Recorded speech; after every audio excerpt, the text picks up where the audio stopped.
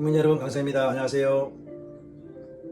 저는 제21대 대통령 선거에 직접 참여하고 있고, 또 마지막에 최종의 승자가 되고자 하는 포부와 꿈을 갖고, 비록 작고 세력은 없지만 끝까지 최선을 다해서 나가고자 합니다. 또한 이 선거를 준비하며 나가면서 저의 소견들을 국민 여러분과 함께 나누고자 합니다. 저는 오늘 역사편에 이어 두 번째 정치에 관하여서 말씀을 나눠보고자 합니다. 우리 정치에는 피라미드에 나쁜 정치가 있고 역삼각형에 좋은 정치가 있다. 그 전제하에서 그들의 정치가 문제다. 전반부에 말씀드리고, 후반부에서는 정치가 답이다. 그 답에는 평범한 이들의 강성력이 있다. 이 말씀을 전제로 말씀을 이어가고자 합니다. 그렇습니다. 그들의 정치가 문제였습니다. 만약 정치가 울며 애통이 있다면 우리 세상은 참으로 기쁨으로 충만했을 것입니다. 하지만 그들의 기쁨이 넘치고 그들이 누리는 동안 우리는 슬퍼하거나 걱정거리가 많은 세상살이를 하게 되었습니다. 우리의 삶이 고단해졌다는 것입니다. 왜 정치가 이렇게 근심을 주면서 우리 일상생활도 깨뜨리고 우리 같은 평범한 사람들의 선거에 도전을 만들어냈을까요? 그들에게 우리의 장차의 미래를 과연 맡길 수 있을까요? 30년, 40년, 아니 더 긴 세월을 살펴보면 오만적, 권위적, 전체주의에 물든 그들은 민주의 옷을 입고 국민의 깃발을 들고 자유의 기치를 내세우고 말을 하지만 그 안에 내재된 탑재된 것은 엘리트주의의 1등주의, 서열주의, 돈과 지식의 대물림과 그로 인한 권력의 선순환, 그것이 뒷배가 되어서 서로를 적대케 하고 또 그 적대한 세력들을 단단하게 뭉쳐가지고 그들을 이용하며 그들 위해 그들을 선동하며 선전하며 체제를 견고하게 유지했던 권력 엘리트가 있지 않았습니까? 돈도 있고 지식도 있고 그것이 그들의 뒷배 아니겠습니까? 그러나 우리는 큰 무게가 우리에게는 있습니다. 하나의 막대기로는 부러뜨려지지만 국민이 얼마나 많습니까? 90%의 국민이 이 나라를 지탱해 오고 때로는 피와 땀과 눈물로 광장에서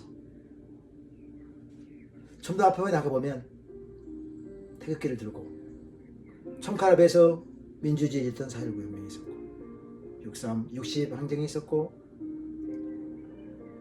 총칼에 정한 5.18 민주화 운동이 있었고 촛불혁명이 있었고 또 탄핵정국의 그 추운 겨울을 이겨내며 밤을 새며 민주주의 회복을 위해서 힘을 다한 진정한 민주주의 힘이 있었지 않습니까? 이러한 과정을 통해서 우리는 민주주의가 어느 정도 정착됐다고 제도적인 부분에서는 됐다고 말합니다. 그런데 제도화된 민주주의 안에 민주주의자가 되지 않은 정치 엘리트 집단이 있기 때문에 그들이 자기 변신과 자기 경신을 통해서 더 나은 미래를 위해서 우리에게 문을 열어줄 것 같습니까?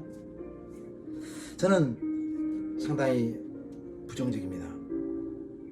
그들은 피라미드 정점에서 언제나 잘 쓰는 그들의 기만적 언어를 통해서 체제를 견고하게 지고 있습니다. 굳히고 있습니다.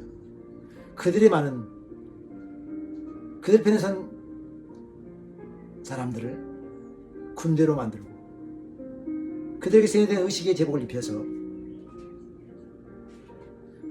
정말 중추적인 균형치의 역할을 해야 될 국민을 무색무취하게 만들어가지고 때로는 선거에 참여하지 않게 만들어버리거나 때로는 양극으로 끌어들여서 힘의 결집을 시켜서 그들과 편승하면서 정권을, 권력을 획득하는 수단으로 삼고, 그래서 양진영을 결집해가지고 중간에 있는 중도층 자체를 무산시켜버리는, 그 무산을 통해서 소수의 권력 독점이라고 하는 가두제에 설치기 위해서 말한 대로 그들만의 정치 지형을 만들고 또 그것을 계속 항고히 유지하려는 경향이 있는 것 같습니다. 이는 그들의 권력 획득을 위해서 국민을 이용한 것밖에 아니다, 이렇게 말씀드릴 수밖에 없습니다. 이게 그야말로 역피라미드의 나쁜 정치가 아니겠습니까? 두 번째 생각해 봅시다. 그러면 좋은 정치의 역피라미드는 무엇일까요? 이 시점에 생각해 봅시다. 양극화가 해소되고 권력 엘리트가 뒤집어져서 아래로 내려가는 구조. 숫자는 적지만 그들에게 수렴되어 있는 부와 영향력과 지식의 양은 국민과 이퀄 아닙니까? 많은 것을 가지고 있고 많은 것을 누리고 있고 많은 것을 할 수 있는 영향력이 있지 않습니까? 우리 평범한 시민들의 각각의 힘은 약하지 않습니까? 그러면 이 정치의 새로운 비전과 방향은 어떻게 되어야 될까요? 우선 그렇습니다. 이 양극화의 정치적 지형을 만들어내, 특별히 정치적 양극화를 넘어 정서적 혐오를 일으키고 그리고 배타성을 띠게 하는, 좀 더 극단적으로 얘기하면 저 진영의 사람하고 밥도 안 먹고 일도 같이 하기 싫고 물론 연애도 하기 싫고 섞이기 싫어하는 정서적 관계의 붕괴까지 가져오지 않았습니까? 우리 정치가 어떻게 정치적 극단에서 이제는 정서적 극단까지 오게 됐을까요? 국민을 어떻게 그렇게 평가할 수가 있을까요? 지금까지는 우리의 양대 정당인 민주당과 국민의힘 이름만 바뀌었지만 그들의 정당이 양극을 생성하는 정치를 해왔습니다. 진정한 보수도 없고 민주도 없지만 말입니다. 보수는 소위 감춰진 우익 극우고, 진보란 자는 보수에 가까운 다양한 의견을 드러내는 진보의 세력은 괴멸되어서 국회의원 분포들을 봐도 새로운 물이 들어갈 수가 없지 않습니까? 이 양극을 생성하는 양당 제도의 변화가, 개혁이 있어야 되지 않겠습니까? 소선거제에서 중대선거가 되면 1번도 뽑히고 2번도 뽑혀서 다양한 카드가 들어올 건데, 기존에 그들이 대물림하면서 이 정치 지형을 바꾸려 하지 않지 않습니까? 사랑하는 국민 여러분, 양당은 공간 틀에서 서로가 똑같이 상대의 주장을 거부하면서 거부한 극단적 대결 정치인 비토크라시를 계속 만들고 왔습니다. 이제는 이 양당이 비토 정치의 모든 것을 좀 완화시켜서 또 자기 이익을 위해서 국민을 자발적 참여하고 있는 공간, 촛불 들고 그리고 응원봉을 들고 외치는 그들에게 가서 그들의 힘에 편승하고 타고자 하는 광장의 정치도 또 강력히 나가는 것을 자제해야 되지 않겠습니까? 또 그들이 우리 국민을 제대로 섬기고 싶다면, 또 이 나라의 민주주의에 그래도 열심히 다시 일하고 싶다면 양극단에 있는 것을 밀어내고 확실히 선을 그어서 어떠한 시민이, 평범한 국민들이 극단에 쏠리거나 오염되지 않도록, 그들의 정치적 태도에 오염되지 않도록 그들의 민주주의적인 광장인 여의도에서 건전하게 정책을 가지고 경쟁하면서 정치를 선도해 나가면 되지 않겠습니까? 왜 힘이 없으면, 왜 힘이 필요하면 국민을 이용합니까? 또한 당내에는 거의 독재적입니다. 민주당이든 국힘이든. 제가 이번에 또 20대에서도 경선을 위한 참가를 했지만 그들은 무명이잖아요. 제가 국회의원 6번 나오고 구청장 나오고 서울시장도 2번 도전해봤고 대통령 선거도 도전해보고 해봤는데 여러분이 아시다시피 한 번도 문을 열어주지 않았어요. 제가 생각하기에는 의문은 뭐냐면 서류는 봤을까? 서류를 검토한다고 몇 시간 동안에 900만 원을 썼는데 그거 쉽지 않습니다. 자기가 선호하는 사람 몇 사람 넣고 깨 맞추거나 숫자가 안 맞으면 빼버리면 되니까요. 선풍기에 날리는 것도 아니고.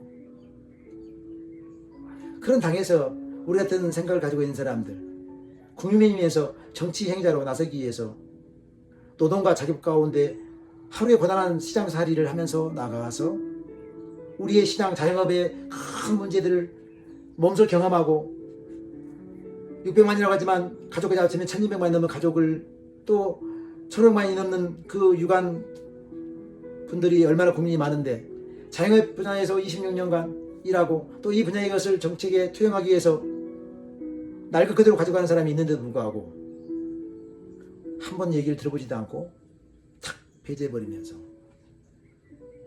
한 번도 국회의원도 안 하고 한 번도 승님 한 번도 못 해본 사람이 어떻게 이런 감히 이런 곳에 오냐고 하는 태도로 나오는데 당내 민주주의가 또 새로운 사람이 리크루트에서 들어가겠습니까?